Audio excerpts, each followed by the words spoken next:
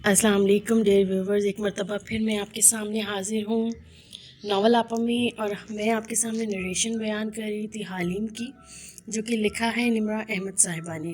अब हम चलते हैं आगे इसके नेक्स्ट पार्ट की तरफ। सुबह से तंगो कामिल के घर सफाई और तैयारियों का ऐसा समा बंधा था कि चंद एक बार तो तालिया ने बटलर को रोक के पूछना चाहा कि आखिर आ कौन रहा है, मगर फिर इरादा बदल दिया। कौन सा वो बता देगा। मिसेस शीला कामिल मुस्तरिब और पुरजोश किचन में एक एक चीज़ अपनी निगरानी में तैयार करवा रही थी। बारीक हील पहनी वो बालों को पॉलर से सेट करवाए बेहद खुश और नर्वस नज़र आ रही थी। मगर जब उन्होंने तालिया और तस्नीम को खाना लाने की तरतीब की हिदायत देना शुरू की तो तालिया के अब्रू हैरत से इकट्ठे हुए। 25 मिनट? सिर्फ 25 मिनट के लिए वो लोग आ रहे हैं क्या? मिसेस कामिल ने इसे यूं देखा गोया इसकी अकल पे अफसोस किया हो। हाँ तालिया, 25 मिनट भी बहुत हैं। और नाक से मक्खी उड़ाती आगे बढ़ गई। तस्नीम ने कंधे उचका दिए। किसी मुलाजिम को अंदाज़ा न था कि मेहमान कौन थे। बस बटलर ने काम के दौरान इतना बताया कि सर के क्लास फेलो और उनकी बेगम हैं। तस्नीम ने बटलर के आगे बढ़ते ही इसके कान में सरगोशी की, कामिल साहब की क्लास फेलो हैं तो अच्छे खासे बूढ़े होंगे। आखिर एक बूढ़े और बुढ़िया के आने पे इतना हंगामा करने की ज़रूरत ही क्या थी। तालिया बेख्तियार हंस दी। फिर इसके जाने के बाद इसने अपने एप्रन पे सामने हाथ रख के नकली जेवरात की मौजूदगी की तस्दीक की, जो पोटली की सूरत बेल्ट के साथ इसकी कमर से बंधे थे। लॉकर खोल के जेवरात अदल बदल करने के लिए 25 मिनट भी काफ़ी थे। शाम ढल गई और घर पे अंधेरा छाने लगा। माले घर भी कराची के बंगलों जैसे थे, वैसे ही लॉन, पोर्च, ड्राइवे और सामने गेट। ऊंची चार दीवारी किचन की खिड़की से लॉन नज़र आता था। वहाँ तंगो कामिल अपने बीवी बच्चों समेत कब से इस्तकबाल के लिए खड़े थे। तालिया मनहमिक सी खड़ी सलाद प्लेटों में सजा रही थी जब बाहर पुर रौनक सा शोर मचा। तस्नीम और नूर साथी मुलाजमाएं लपक के खिड़की में जा खड़ी हुईं। गाड़ियों के अंदर आने और दरवाजे के खुलने बंद होने की आवाज़ों के साथ दुआ सलाम भी गूंजा था। तालिया मज़े से सलाद के कतले डिश में सजाती गई। ओह खुदाया, उफ उफ, क्या तुमने इन्हें देखा? खिड़की से बाहर झांकती तस्नीम ने मेहमानों को गाड़ी से उतरते देखा। तुम्हारे जोश के इसने मुंह पे हाथ रखा। नूर बाकायदा ऊपर नीचे उछली, फिर दांतों में उंगलियां दबा लीं। उफ, ये तो मुझे यकीन नहीं आ रहा। उन्होंने ग्रे सूट पहन रखा है। वो इनकी वाइफ को देखो, उसने सुबह यही ड्रेस मॉर्निंग शो के इंटरव्यू में पहना हुआ था। उफ उफ, इन दोनों के चेहरे सुर्ख पड़ के तमतमा रहे थे और वो कभी मुंह पे हाथ रखती, कभी एक दूसरे का हाथ मारे जोश के पकड़ती। तालिया ने गर्दन उठा के एक नज़र इन दोनों को देखा और अफसोस से सर झटका। खैर, ये बेचारियां मुलाजमाएं हैं। अमीर और मशहूर लोग देखने का मौका कहाँ मिलता है इनको। इनका ऐसा जज्बाती होना बनता है। इसने सलाद की डिश रखी और तसल्ली से हाथ रुमाल से पोंछती आगे आई। इन दोनों के करीब रुकी और बाहर झांका। गार्ड्स की और चंद अफराद के हमराह वो दोनों मियाँ बीवी कार से उतर चुके थे और मेज़बानों से मिल रहे थे। ग्रे सूट वाला आदमी दराज का तो दुबला पतला था, फिट और स्मार्ट। मिस्टर कामिल से हाथ मिलाते हुए इसकी पुश्त तालिया की तरफ थी। फिर वो पलटा तो तंग कामिल के बेटे अली के करीब ठहरा। अली ने इसका हाथ चूमा और चूम के आंखों से लगाया। ये माले लोगों का बड़ों से मिलने का तरीका था। और तब तालिया ने इस आदमी का चेहरा देखा। हाँ, इससे बेख्तियार होठों पे हाथ रखा था। आंखें शाख से फैल गईं, सांस अटक गई और रंगत गुलाबी पड़ने लगी। ओह गॉड, ओह गॉड, इसने बेयकीनी से नूर और तस्नीम को देखा, जो इतनी बेयकीनी से खुशी से इसे देख रही थी। वो शख्स अब मुस्कुरा के बच्चों का सर थपक रहा था। फिर चेहरा तंगो कामिल साहब की तरफ मोड़ के कुछ कहने लगा। और इधर तालिया मुराद खिड़की में हक्का बक्का सी खड़ी थी। नूर ने इसका कंधा हिलाया। तुम्हारा फ़ोन बज रहा है तालिया। वो चौंकी, फिर एप्रन की जेब से فون نکال کر بغیر دیکھے کان سے لگا لیا۔ نظریں وہیں باہر جمی تھیں، دوسرا ہاتھ ابھی تک ہونٹوں پہ تھا۔ اوف، بریسلٹ کا پتہ چل گیا تالیہ، اور تم یقین نہیں کرو گی وہ کس کے پاس ہے۔ وہ جوش سے بتا رہی تھی، میری اس شخص سے بات ہو گئی ہے جس نے آخری دفعہ اسے بیچا تھا۔ اس سے ایک آدمی نے خریدا تھا وہ بریسلٹ اپنی بہن کی سالگرہ کے لیے۔ اور جانتی ہو اس کی بہن کس کی بیوی ہے؟ شاید میں جانتی ہوں، وہ نظریں باہر ٹکائے بے خودی سی کہہ رہی تھی۔ وہ پورچ میں کھڑا علی بن کامل کی طرف اشارہ کر کے اس سے باپ سے کچھ پوچھ رہا تھا۔ یہ شاید بچی کی تعریف کر رہا تھا۔ وہ دراز قد تھا، کسرتی جسم والا، بے حد فٹ اور تیز چلنے والا آدمی۔ نہیں، تم نہیں جانتی، اس کی بہن کا شوہر اس ملک کا سب سے پاپولر لیڈر ہے۔ اس کی رنگت صاف تھی، بے حد صاف، نقوش چینی تھے مگر بہت پرکشش، وجیح چہرہ اور چمکتی ہوئی خوبصورت آنکھیں۔ وہ اب تنگ و کامل کی بات پہ مسکرا رہا تھا۔ باریسن نیشنل کا ہونے والا نیا صدر۔ اس کے بال سیاہ تھے اور نفاست سے برش کر کے پیچھے کر رکھے تھے، کانوں کے اوپر سے وہ سفید تھے جو اس کے چہرے کی نرمی اور وقار میں اضافہ کرتے تھے۔ وہ 48 برس کا تھا مگر اپنی فٹنس اور جوان نظر آتے چہرے کے باعث عمر سے 10-15 برس کم دکھائی دیتا تھا۔ ہمارے ملک کا اگلا وزیر اعظم وان فاتح رامزل، اس کے گھر ہے تمہارا بریسلٹ تالیہ۔ بے یقین سی تالیہ ہنوز باہر نگاہیں جمائے کھڑی تھی۔ دونوں ملازمائیں باہر بھاگ چکی تھی۔ اور اگر میں تمہیں یہ کہوں کہ داتن وان فاتح بن رامزل اس وقت میرے سامنے کھڑا ہے تو کیا تم یقین کرو گی؟ وہ بے خودی کے عالم میں کہہ رہی تھی۔ دوسری طرف داتن نے گہری سانس بھری تھی۔ تالیہ، میں جانتی ہوں اس کا نام سن کر تم صدمے اور فین موومنٹ کی ملی جلی کیفیت میں ہو، اسی لیے کوئی بات نہیں ہے، ٹھنڈا پانی پیو اور پھر لاکر کی طرف جاؤ، بریسلٹ کا ابھی نہ سوچو۔ اس کے الفاظ نے کوئی بلبلا سا پھاڑ دیا تھا۔ تالیہ کے ماتھے پہ بل پڑے۔ چپ کرو موٹی کالی مرغی، وہ جل کر بولی اور فون بند کر کے جیب میں رکھا۔ پھر کھڑکی سے باہر جھانکا تو پورچ اب خالی تھا، یقیناً مہمانوں کو لے کر میزبان اندر ڈرائنگ روم میں چلے گئے تھے۔ اس نے بے قراری سے کچن کے دروازے کو دیکھا۔ سب ملازم مہمانوں کے آگے پیچھے بھاگ چکے تھے، وہ جائے یا نہیں؟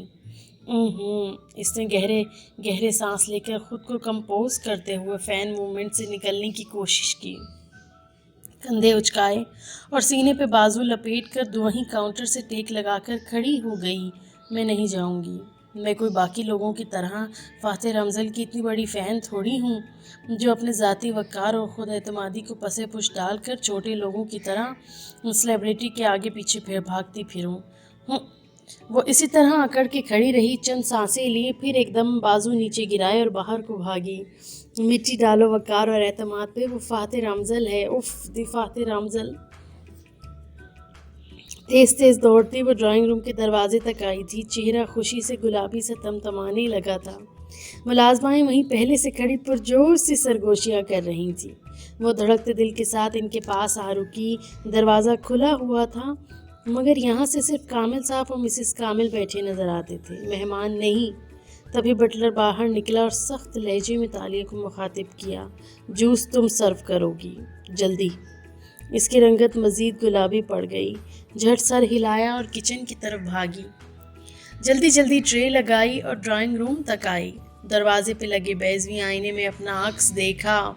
سائٹ کی مانگ نکال کر بالوں کو کس کے جوڑے میں باندھے۔ وہ سرمئی سفید یونیفارم میں ملبوس تھی، چہرہ دھلا دھلایا اور آنکھیں سبز تھیں۔ وہ زیادہ اچھی نہیں لگ رہی تھی۔ خیر ہے، اس نے سر جھٹکا اور اندر داخل ہوئی۔ ڈرائنگ روم میں تیز اے سی چل رہے تھے مگر اس کے ہاتھوں پہ پسینہ آ رہا تھا۔ ٹھنڈے ماحول کو زرد لیمپس کی روشنی نے مسحور کن بنا اور پرفسوں بنا رکھا تھا۔ میزبان جوڑے کے علاوہ مہمان جوڑا اور 3 افراد بیٹھے تھے۔ فاتح رمزل سامنے والے صوفے پہ موجود تھا، ٹانگ پہ ٹانگ جمائے، ایک بازو صوفے کے پشت پہ پھیلائے۔ وہ مدہم مسکراہٹ کے ساتھ چہرہ ذرا موڑے کامل صاحب کی بات سن رہا تھا۔ برابر میں اس کی بیوی بیٹھی تھی، اس کے بال بھورے سرخ ڈائی تھے اور ہاف باندھ رکھے تھے۔ وہ بالکل سپاٹ چہرہ لیے ہوئے تھی، آنکھیں بے جان تھی۔ وہ دونوں ٹرے اٹھائے آتی ملازمہ کی طرف متوجہ نہیں تھے۔ تالیہ باری باری سب کے پاس رک کر جوس پیش کرنے لگی۔ سوری، میں آپ کی بات کاٹ رہی ہوں، جذباتی سی مسز کامل نے اپنے شوہر کی بات ٹوکتے ہوئے مسکرا کے کہا، مگر وان فاتح رمزل اور مسز رمزل، آپ دونوں کا ایک دفعہ پھر شکریہ کہ آپ نے ہمارے گھر کو رونق بخشی۔ مائی پلیئر، وہ بھاری مسکراتی آواز میں بولا۔ تالیہ کی اس طرف پش تھی یہ آواز، یہ شخص یہی تھا اس کے خواب میں۔ میرے ساتھ رہو، میرے ساتھ رہو۔ اس نے سر جھٹکا اور جھک کے اگلے صاحب کے سامنے ٹریک کی۔ کیا یہ درست ہے سر کہ آپ استعفیٰ دے رہے ہیں اور واپس امریکہ شفٹ ہو رہے ہیں؟ ہم نیوز میں سنتے رہتے ہیں۔ کامل صاحب کے سوال پہ تمام نظریں فاتح رمزل کی جانب اٹھی تھیں۔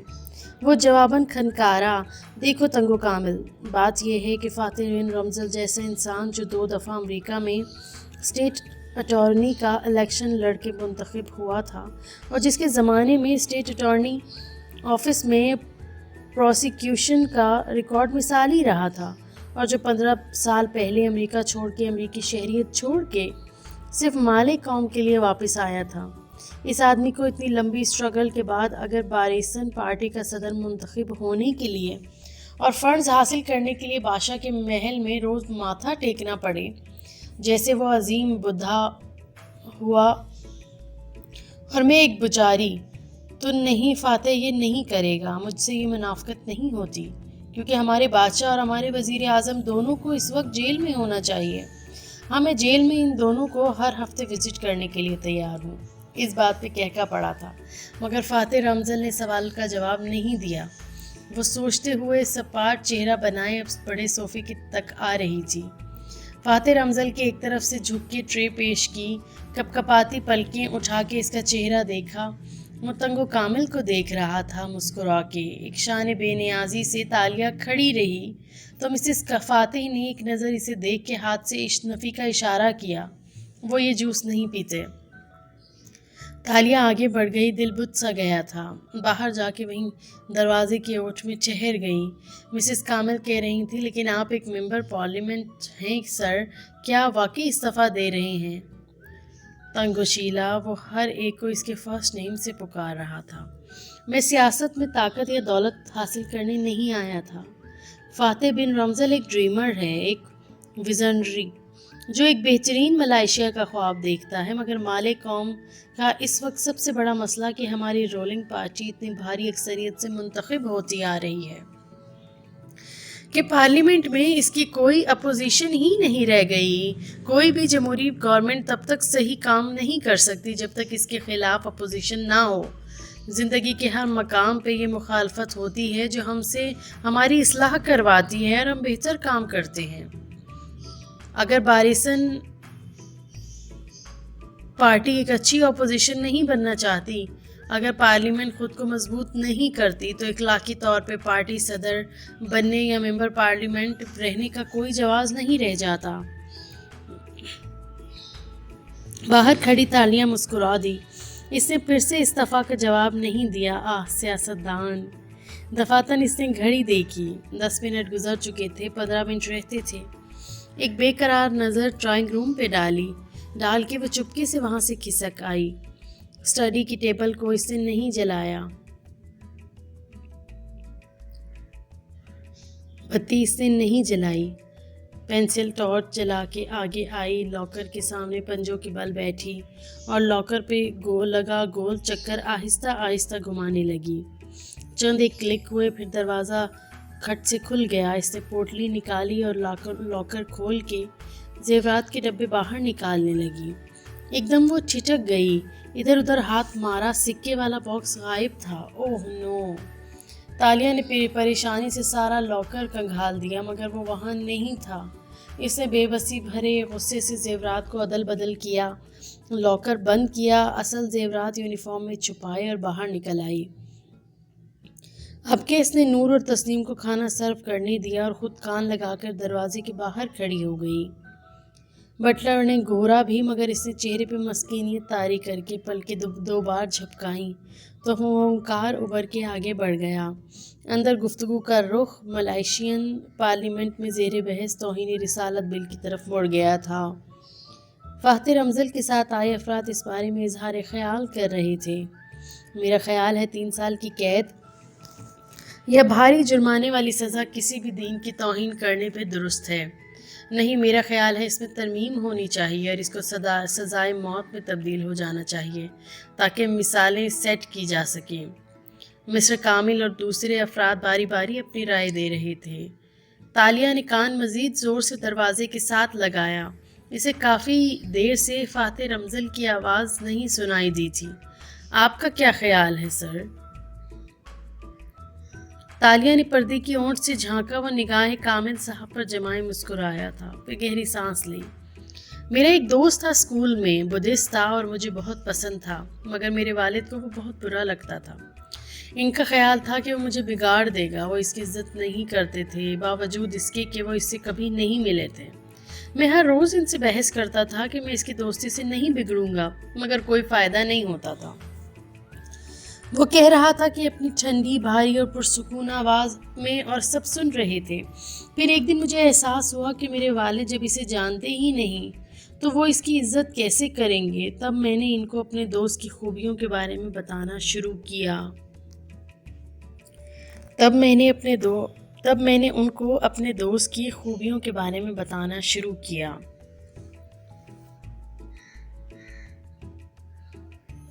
تنگو کامل، میں نے ان کو بتایا کہ انسان ایک مکمل پیکج ہوتا ہے۔ اس میں خوبیاں بھی ہوتی ہیں، خامیاں بھی، اور اگر ہم کسی کو اس کے ویکسٹ لنک سے جج کرتے ہیں تو ہم بہت برے جج بن جاتے ہیں۔ لیکن رسول اللہ صلی اللہ علیہ وآلہ وسلم وہ انسان ہیں کہ جن کے اندر صرف خوبیاں اور اچھائیاں تھیں۔ ان کے گستاخ کو ہر وہ سزا ملنی چاہیے جو شریعہ نے مقرر کر رکھی ہے۔ علماء کو اس بارے میں کھل کر بولنا چاہیے اور مال پارلیمنٹ کو پراپر قانون سازی کرنی چاہیے، اور جو بھی سزا قرآن و سنت کے مطابق ہے وہ دی جائے، مثالیں سیٹ کی جائیں۔ لیکن وہ رکا۔ تالیہ نے گردن مزید اوپر کی، وہ انہیں پرسکون آنکھوں سے ان سب کے چہرے دیکھ رہا تھا۔ لیکن کوئی بھی ایول اس صرف سزا دینے سے ختم نہیں ہو سکتا۔ یہ دنیا ہمارے نبی صلی اللہ علیہ وآلہ وسلم کے دل کی سے رسپیکٹ تب کرے گی جب ہم ان کو بتائیں گے کہ وہ کون تھے۔ سزا دینا، چیخنا چلانا آسان ہے، یہ جلدی ہو جاتا ہے۔ زیادہ مشکل کام نبی صلی اللہ علیہ وآلہ وسلم کے لیے اپنی زندگیوں سے مسلسل وقت نکالنا اور اپنی توانائی کو دنیا تک ان کی اصل شخصیت سامنے لانے کے لیے خرچ کرنا ہے۔ اس میں محنت لگتی ہے، اور مسلمان بچے اس میں دلچسپی نہیں لیتے، کیونکہ ہمارے بچوں کو خود معلوم نہیں کہ نبی صلی اللہ علیہ وآلہ وسلم کون تھے، تو دوسروں کو کیا بتائیں گے۔ توہین اس لیے ہوتی ہے کیونکہ ہم اپنی جاب ٹھیک سے نہیں کر رہے۔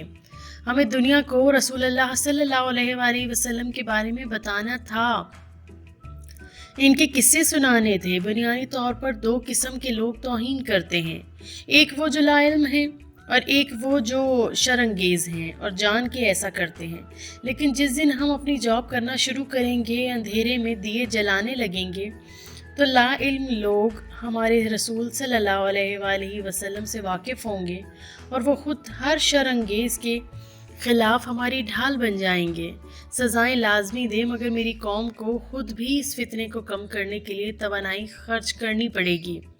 اور میں جس ملائیشیا کا خواب دیکھتا ہوں نا، وہاں ہمیں مالے قوم کو میڈیا کے ذہنی شکنجے سے نکال کر اپنی سوچ کو آزاد کرنا سکھانا ہوگا۔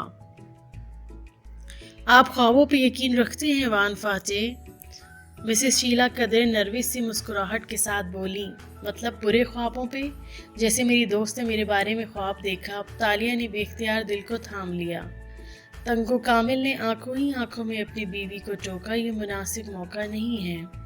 مگر وہ فاتح رمضل کے آنے کی خوشی اور اپنی پریشانی میں گھری کہتی گئی، اس نے دیکھا کہ جو میرے ہاتھوں میں چاول ہیں وہ ایک دم راکھ بن جاتے ہیں، اور آپ دوسری قسم کے خواب دیکھتے ہیں، مگر ایسے خوابوں کا کیا مطلب ہو سکتا ہے؟ تالیہ کے گردن کے بال تک کھڑے ہو گئے، کان مزید دروازے سے لگ گئے۔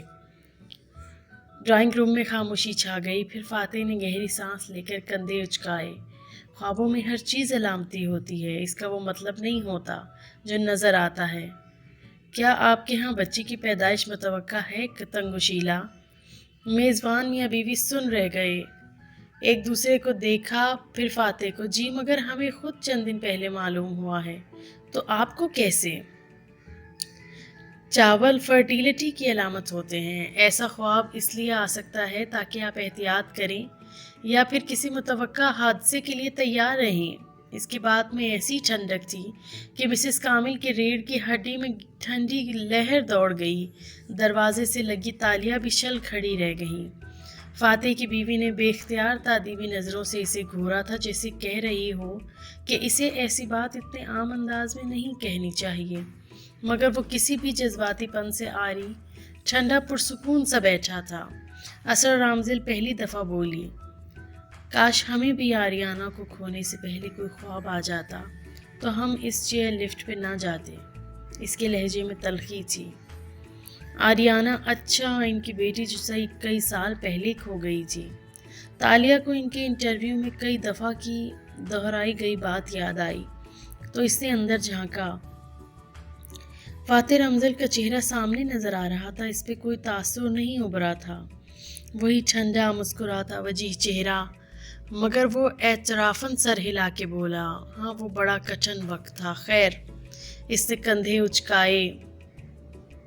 بٹلر نے اس کے سر کی پشت پہ چپت لگائی تو وہ چونکی، تمہارا کچن میں کام پڑا ہے، اندر جاؤ۔ اس نے حکم صادر کیا تو وہ منہ بنا کے آگے بڑھ گئی۔ کام کیا خاک کرنے تھے؟ وہ کچن کے دروازے میں کھڑی ہو گئی۔ چند منٹ گزرے اور آوازیں آنے لگیں، وہ وہیں جمی رہی۔ وہ لوگ اب راہداری میں آ چکے تھے اور باہر جا رہے تھے، مگر کسی وجہ سے ٹھہر گئے تھے۔ تالیہ نے سر نکال کے دیکھا تو برف کا بت بن گئی۔ علی بن کامل اپنے مہمان کو تحفہ پیش کر رہا تھا اور وہ تحفہ، تالیہ کی سانس اٹکنے لگی۔ وہ وہی شیشے کا باکس تھا جس میں سنہری سکہ رکھا تھا۔ فاتح نے مسکرا کے بچے سے باکس لیا۔ علی کامل اب اس سے منسلک کہانی سنا رہا تھا، مگر فاتح رامزل نے باکس کھولا اور سکہ نکال کے اوپر اٹھا کے دیکھا۔ دونوں اطراف پلٹائیں۔ ویسے یہ اوریجنل نہیں ہے۔ اوریجنل میں ایک طرف نصیر من الدنیا والوالدین لکھا ہوتا ہے، مگر آئی لائک اٹ۔ سچائی سے تبصرہ کیا تو میزبان ایک دم شرمندہ ہو گئے، مگر وہ آدمی اتنا بے پرواہ، اتنا بے نیاز تھا کہ اسے ان کے تاثرات سے فرق نہیں پڑتا تھا اور اس کی بات کو کوئی برا نہیں نہ مانتا تھا، نہ مان سکتا تھا۔ وہ مالک قوم کو بہت محبوب تھا، ایک ہی فقرے میں۔ اس نے ایمانداری سے اپنی پسندیدگی کا اظہار بھی کر دیا۔ پھر ذرا ٹھہرا، اسرا یہ تمہارے بریسلیٹ کی طرح نہیں لگتا جو تمہیں ایش نے دیا تھا، ہے نا؟